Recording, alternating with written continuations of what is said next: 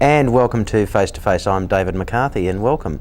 Tonight it's my great pleasure to speak to Melbourne's Deputy Lord Mayor, Gary Singer. How are you, Gary? All right, thanks. How are you, David? Can't complain. Good. Now, whatever possessed you to want to become Deputy Lord Mayor of Melbourne? Oh, a passion and a drive to make the city better. Melbourne is a fabulous city, and I believe that John Sow was doing a great job. He asked me to join him, and I felt that I could make a valuable contribution. Okay. Now, Deputy Lord Mayor, obviously you stand in for the Lord Mayor on occasions, but also you have your own role to play within council. But when you're not doing that, what do you do? When I'm not doing that, I do lots of things, but it actually takes a lot of time. I'm a lawyer by trade, so I have a legal practice in Gippsland, and I do a lot of litigation law. That's my other career in life. Okay.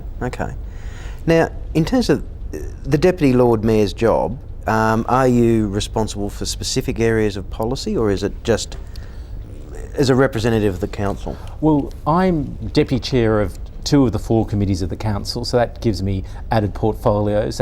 One of them is the finance and corporate performance. My portfolio is corporate performance. The other is community, arts and culture, and my other portfolio is arts and culture. So but I am on all the 4 committees. Okay.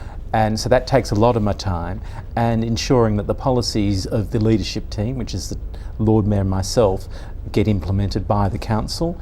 And also there is a lot of ceremonial duties involved in being Deputy Lord Mayor, because there are so many ceremonial duties which the Lord Mayor can't actually do. I mean, I give a huge number of speeches every week, talk about a lot of things to lots of different people. Okay. In terms of being on those committees, obviously that gives you an opportunity to influence policy and also see it's implemented. I mean, in terms of improving the life of, let's say, lesbians and gays in the city of Melbourne, what role can you play in that, and what role does the council play in that? Well, the council plays a varied role in that. It's about making sure that the gay and lesbian and transgender community are accepted widely within Melbourne, and ensuring that there is acceptance. It's also about ensuring that we have our festivals like Midsummer and the Queer Film Festival, that they get supported. Those are among the many issues that gay people are interested in. I mean, gay people are mainstream people. We're interested in everything. Whether it's from dogs and cats to building, we're interested in everything. We are just part of the community. Because I see, well, obviously Queer Film Festival and Midsummer are probably 2 of the longest standing festivals that Melbourne has supported. Obviously we hope to see those continue. For the City of Melbourne, what benefits does that bring? Obviously tourism is one of them, but promoting local businesses, is that another? That's correct. I mean, the City of Melbourne has been a major sponsor of both those festivals ever since their inception, and they continue to be, I believe, the main public supporter, certainly of the Queer Film Festival, and I'm pretty sure of Midsummer. And it brings a lot of tourists to the city. It brings dollars to businesses in the city, and it's all part of the rich tapestry which makes up Melbourne. Melbourne's a multicultural city. We are made up of many diverse groups, and we need them all to be out there spreading themselves around. I mean, Midsummer especially, it's quite a long festival now, and I mean the spread of events. I mean, do you actually get to go to many of them yourself? Do you get much time? I do. I judged the dog show this year with Dulcie du Jour, and went to a number of events, and it's fantastic. I mean, Midsummer, I mean, there was 70,000 people at the Alexandra Gardens, and there's not a thing in the paper about it. I mean, that is sad.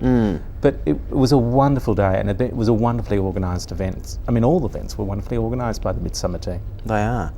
Speaking a little bit about the press there, I mean, there's been some unfortunate coverage by a major daily newspaper, which is, the Herald Sun. I mean, What, is that a newspaper? A newspaper, well, yes, they call it that. That they've said that you don't like the food at the town hall, you don't like your office, you don't think you're paid enough. The posters that were on the front of the town hall for Midsummer, they didn't like those. Yeah, is it just why are they doing this? Is it just because you're a gay man in a high-profile position promoting the city of Melbourne? Is that what's driving them? I think that's what is driving them. How interesting is it where I park my bum or what I have for lunch? It's page 3 and page 5 of the Herald Sun. Give me a break. I don't think it's that interesting, and I do it. So it really is about an agenda about picking on the tall poppy, gay man out there, and I'm out there and I'm saying things that a lot of people don't necessarily like. I'm standing up for gay people. Do you think that, I suppose because the whole political climate generally is against equalising rights for lesbians and gay men, that part of that push by some journalists and obviously a lot of politicians is to try and marginalise us?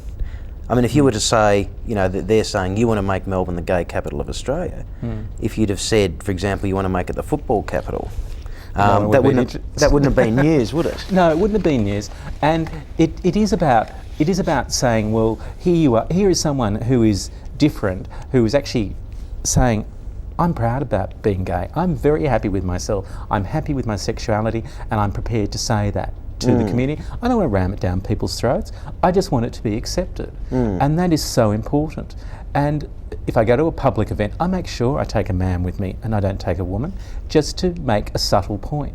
And we have to keep doing that. We are finding, with the move towards conservatism in the state and federal governments and in America, that we're going to slowly lose rights unless we stand up and get counted. Because obviously a right that if you're not aware of that right, and if you're not able to enforce it, or the legal system in some instances doesn't give you that vehicle, you will lose that right, won't you? Or you get set back. You lose it by not exercising it. And I was saying, some people don't like gay people or whatever, and we accept a lesser thing. Well, we shouldn't be accepting anything lesser. We don't need to, and we shouldn't. It's very clear. Now, as a lawyer, obviously, you see how the law operates. In terms of bringing about change, how important is legislation? In terms of it changes the legal framework, obviously, but does it change the way people think? No, it's hard. It's a bit like the chicken and the egg. Sometimes you have to have a community movement in terms of seeing some legislation change, and sometimes legislation actually moves ahead of community values. It's a bit of both. So it's actually very hard to give a steadfast rule to that. But the community, it's very important that the community gets educated. Yeah, we've seen in some quarters there's been discussion. I believe City of Melbourne's been involved in it as well, for local government to have a form of relationship register similar to what operates in Tasmania. Now, obviously in Tasmania it's got the publicity because it was promoted as a same-sex relationships register, whereas it's actually for all relationships. Is that something that the City of Melbourne... I personally am very keen and would be keen to introduce it into the City of Melbourne. I'm not interested in keeping it restricted to same-sex couples. I think it should be restricted to everyone, to anyone who wants to have a relationship with another person, whether they're the same sex or the opposite sex, just in significant others, a register of significant others. And I've had some discussions with Darren Ray from the City of Port Phillip, who's openly gay mayor of the City of Port Phillip, and it would be something that we could talk about doing with all the inner city councils, having a policy together, doing something about it, which would be great. It would, wouldn't it? It would be fantastic for the community. Now, in terms of the City of Melbourne itself, the superannuation fund recognises same-sex couples. In terms of policies generally to recognise and value same-sex relationships, for example, yourself, if you were travelling on official business, and the normal course of events, your partner would go with you. Is in terms of the City of Melbourne, that's fine. It's not an issue that It's not an issue. It's not an issue. I mean, they wouldn't pay for my partners. They wouldn't pay for the Lady Mayoress to go anywhere. But it would be accepted that I could take a male partner, and I would. I would. I have no hesitation. The Lord Mayor has no embarrassment about it. I mean, it's an accepted thing. It's refreshing, isn't it? It is very refreshing. It's very pleasing. When you think back, let's say a decade ago, that it wouldn't have been accepted. I mean, you probably wouldn't have been elected. No, that's probably true. Well, yeah, not openly. I mean, there have always been gay people in politics, and they have hidden it. I haven't. I've chosen not to hide it, but I haven't chose to, come out waving, screaming about it. It's just part of my makeup. Yeah, it's not something I want to hide. Now, in terms of how were you elected Deputy Lord Mayor? Were you elected by the other councillors, or no? It's popularly elected. You actually, you vote. The Lord Mayor and I are a team, and you vote for. Everyone votes for a team, and we were the most popular team. There was a field of 21 teams. We got 43 or 44% of the primary vote, which is incredible. So you're talking to one of the most popular men in Melbourne. Oh, you are? You want? And I mean, that's how long is that term for? 4 years. Okay. So for 4 years you get to be Deputy Lord Mayor? Yeah, I do. Okay. And it is unusual, I suppose, that popularly elected, because in a lot of other areas the mayor is elected by the councillors. That's true. It's only in the City of Melbourne, and it's because it is a capital city that it's done that way. Do you think it's involved people more in the process? Oh, that's a difficult question. Yes, I think it has. Well, at least they know who they're getting as a leadership team. And the Lord, John So's Lord Mayor has done a fabulous job and did a fabulous job last time. And yes, that does help. And people really like him and really respect him. I mean, he's a very nice, very straightforward, honest man. He turned up at the Queer Film Festival opening, which got everyone excited. Yes. Because we were coming back from a function, we were in the car together, and I said to John, come to the Queer Film Festival. I've just been at the Chinese New Year. So he said, fine. Had a great time. I remember previously an opening of Midsummer Festival, there was a Chinese function on in the city, and there was an elderly group of Chinese people that had walked through Federation Square, and they were sort of quite wondering what was going on. But we'll hold that thought because we're going to a break. We're speaking with Deputy Lord Mayor Gary Singer. My name's David McCarthy. You're watching Face to Face on Bent TV, Channel 31.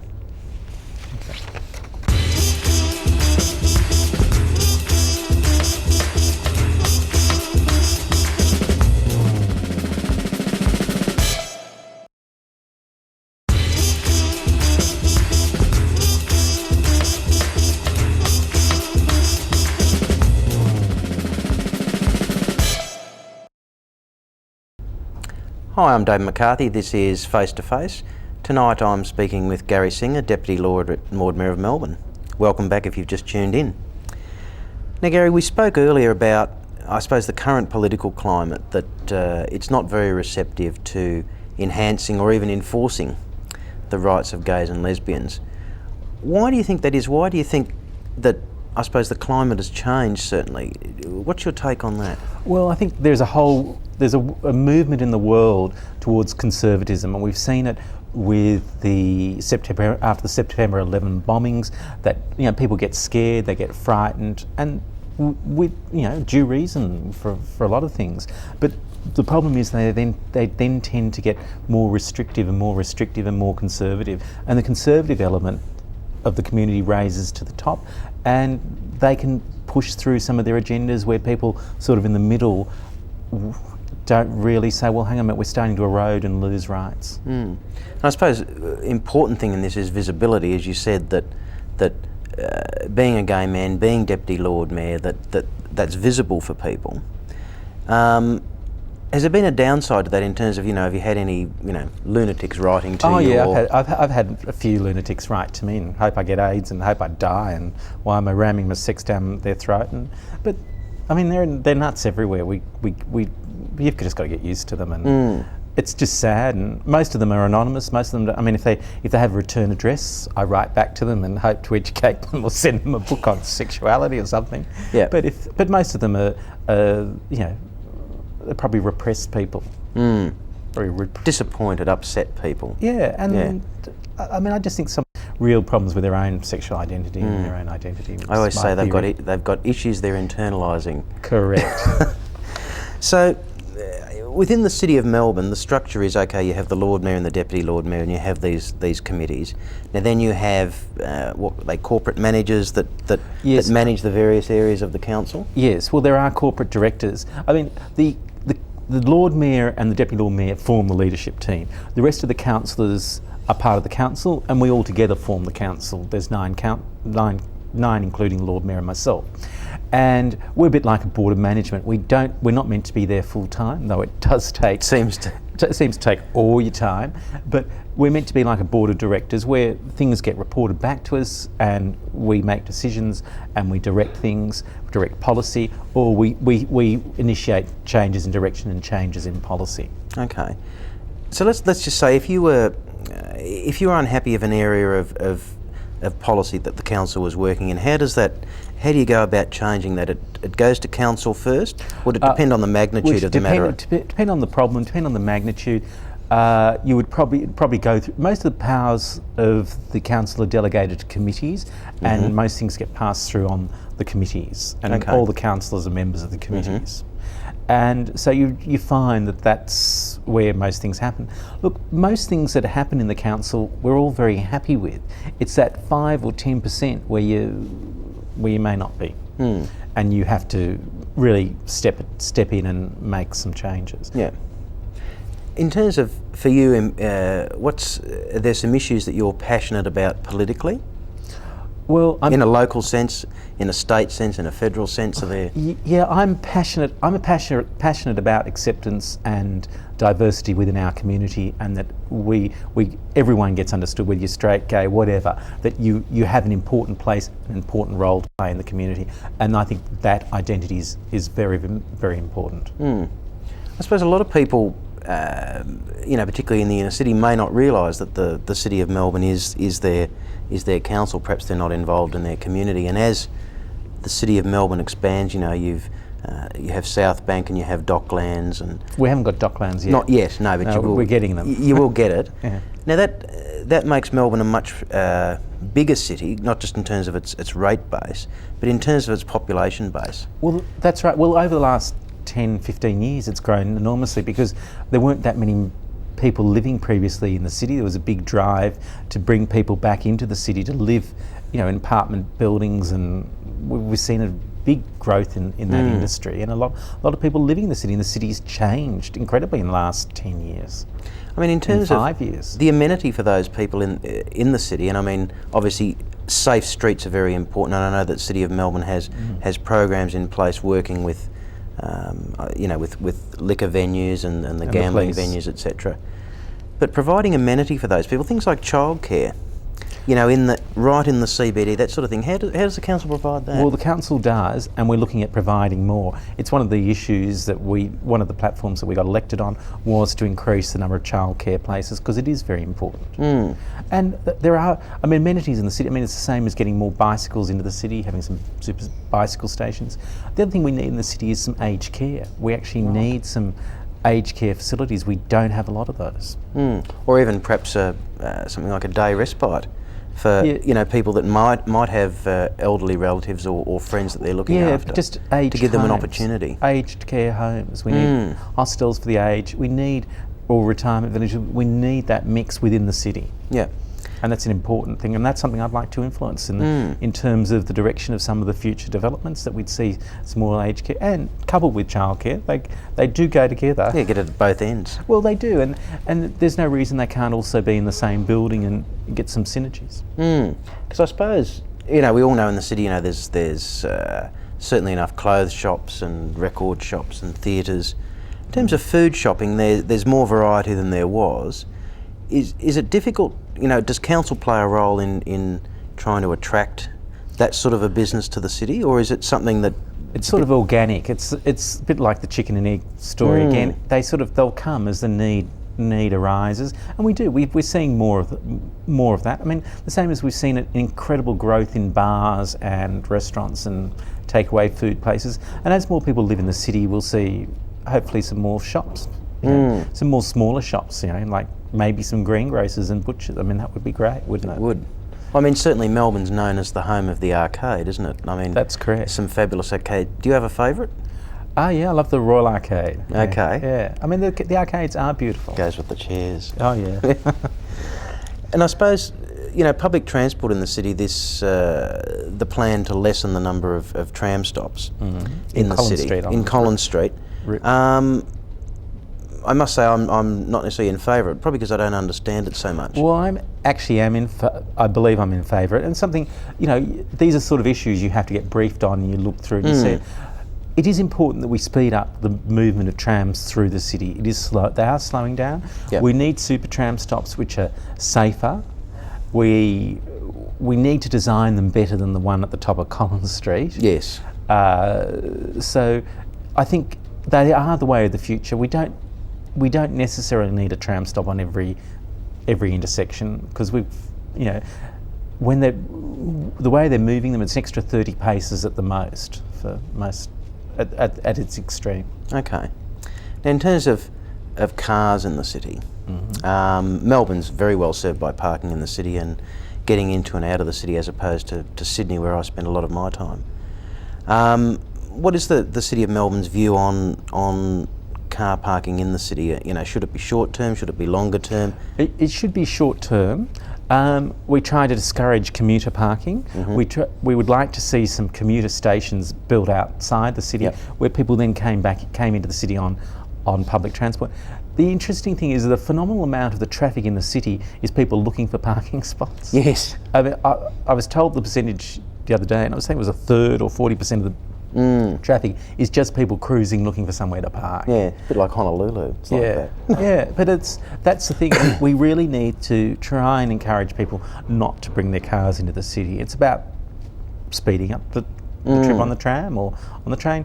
And New Year's Eve we had free public transport all night, which helped move hundreds of thousands of people in and out of the city. Now, if you had three wishes for the City of Melbourne in your term as Deputy Lord Mayor, money no object, one of them, and the other two you probably have to keep within a budget. So your money no object one, what would it be? In terms of the city, I think it's actually very important to probably create more open spaces, and also I'm very passionate about the arts, and I would like to see more money ploughed into the arts and into the community and aged care. I mean, I think those are all really important areas. I mean, I'd be divvying up my money in lots of little sectors. Yeah. So we'd have an aged care facility. We would have a number of aged care facilities. Okay. And more childcare. And in terms of the arts, I mean, how would you see that? Well, we are very generous in the funding and supporting of arts events and events all through the city, festivals. I mean, we are the festival capital of Australia. Yeah. We need to support some events more, and also, if we had unlimited money, we could increase the quality of some of the events. I mean, not that they're not fantastic, but that would give it. Money always gives a bigger dimension to everything, doesn't it? Yeah, it certainly does. I mean, Melbourne's very well served by parkland, isn't it? I mean, it is, but that must be a huge cost to maintain that for the council. It is. It's an incredible cost, and the cost of the recent storms where we lost all those trees is phenomenal. It will take us a long time to pay for that. What happens to the timber? Well, it's all down here at Dynon Road, and we're looking at probably having to sell it. And I asked for some of it to be given to artists to do work, and we're looking for people who want to use it because it's beautiful 100-year-old elms and trees. Yeah, you'd hate to see it all just get chipped up in No, we don't want it chipped up and pulped and chipped. Okay. Well, look, thanks very much for your time tonight, Gary. We've been speaking with Melbourne's Deputy Lord Mayor Gary Singer. I'm Dave McCarthy. This is Face to Face on Channel 31, Bent TV. Thanks for watching. Bye for now.